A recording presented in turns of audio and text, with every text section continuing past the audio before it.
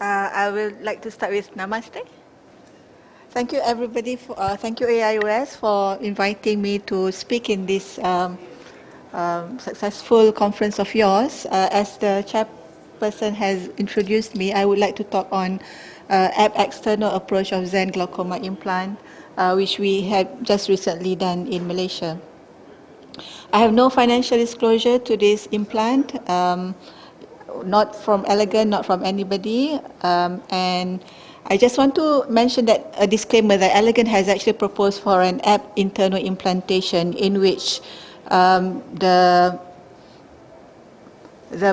device is such that there is a slider in which you push to actually dislodge the Zen gel implant in the needle, and that will eventually drain fluid. So an app internal approach is when you go from the contralateral limbus, you make a paracentesis, fill up the anterior chamber with viscoelastic, and you use a gonio lens to view the angle, and from the angle you pierce your needle up to the subconjunctival space.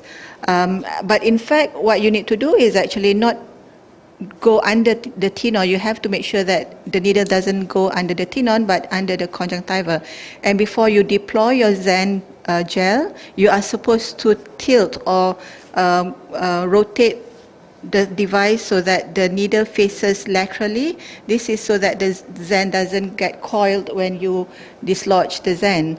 So that bit is a bit tricky, especially from new surgeons who wants to start Zen implant. So when I started with Zen, to me this is very complicated.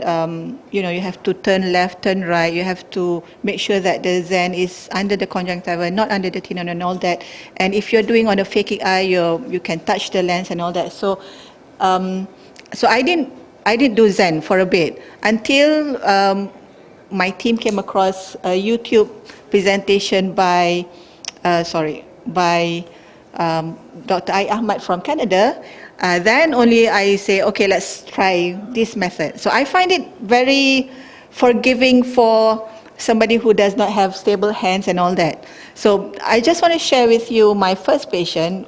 Actually, when we started off with Zen, the first patient that I did Zen on was a patient which I don't have any other option, because this patient has sturge Weber, a huge choroidal hemangioma at the back. We've put an Ahmad valve. The Ahmad valve has extruded, caused endophthalmitis. We explanted the Ahmad valve, so there's nothing much we can do. The vision was hand movement, but because the pressure was 30-something and the patient was symptomatic, had headache and all that, so we decided, okay, let's try Zen.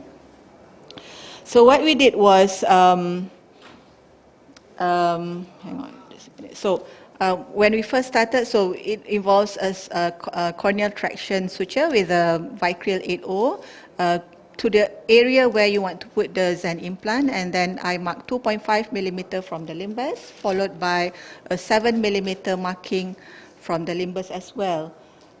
Initially when we started, I did not actually balloon up the conjunctiva, because just to make sure that the Zen will go really under the conj. So I pierce the 7 millimeter marking, go to the 2.5 millimeter marking, start to penetrate my sclera using the traction suture just now to give some counter traction, and then just when you see the tip of the needle in the cornea, in the clear cornea, then I start to deploy the Zen gel. So this particular patient, when I started off, the pressure was like 40-something, high pressures. So when the Zen implant went in, immediately the bleb was really huge, like 360 huge, and the AC starts to flatten. The AC was shallow and starts to flat. I think because there was choroidal hemangioma at the back, and when you bring down the pressure too fast, then the choroidal hemangioma tends to, give pressure from the back and cause the AC to shallow up.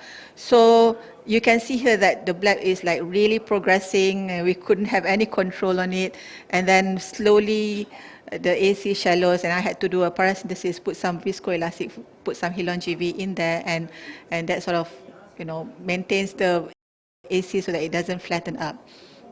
So that was our first case. Now so this was just deepening.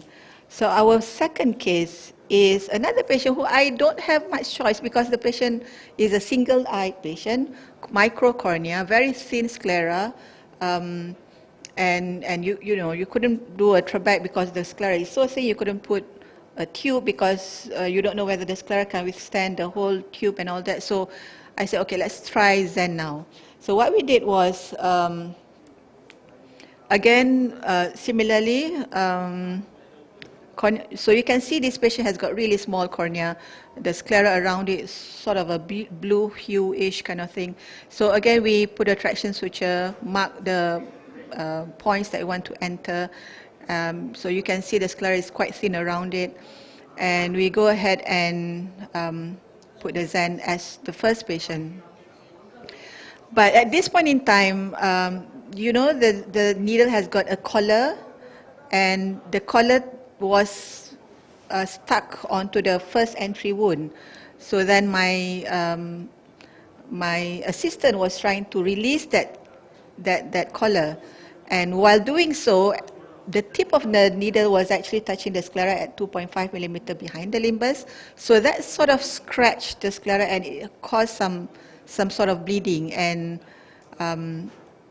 so this was just to release. So when it scratched the sclera, it bled. So then, but I go ahead anyway. So I went in, put the Zen in, but this particular patient, later on, I find that it did not actually work very well. My postulation is that because of the bleeding, it sort of probably goes into the Zen and cause some blockage.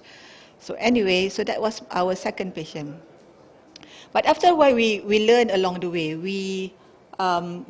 If the IOP before surgery was high, we do paracentesis, bring down the pressure a little bit so that you don't get a very fast ballooning of the bleb.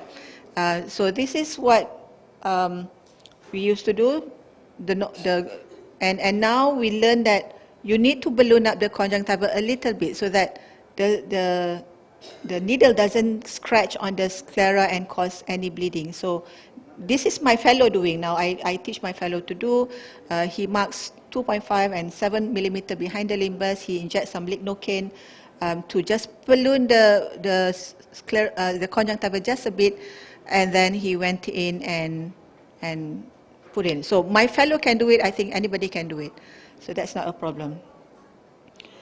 So along the way, we learned that Externo approach for Zen is actually cheaper, because if you compare with Interno, you need viscoelastic to fill up the AC. You need a gonio lens. But this approach, you don't need any of this. You just balloon up the conch a little bit, mark your conch, and go in. It's safer, especially in phakic eyes. There's no risk of touching the lens if you're doing in a phakic eye. You get better placement because you're sure that the Zen actually falls under the conjunctiva and not under the tenon. It's easier in a way that you don't have to turn the needle left or right, so you just go in and deploy the Zen.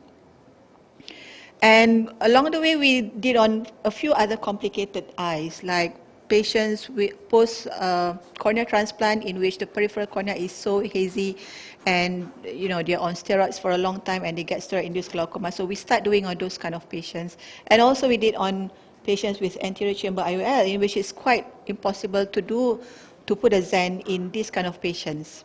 And because it's so simple, I think there is a potential for an office procedure for this too. So we did on one patient on Sturge-Weber, the first patient. The second patient was our microcornea with a thin sclera. We did a few on. Okay, sorry. So we did a few on PACG. So this was our outcome over 5 months, 6 months. We did have mean IOP lowering acceptably, but the better point is that the number of medications was reduced quite a bit. And we did a lot of needling. The decision to needle is based on the bleb and the IOP. We needle with 5-FU and dexamethasone. Problems, of course, we had a few problems in which the Zen tube just slide into the AC and we had to retrieve that.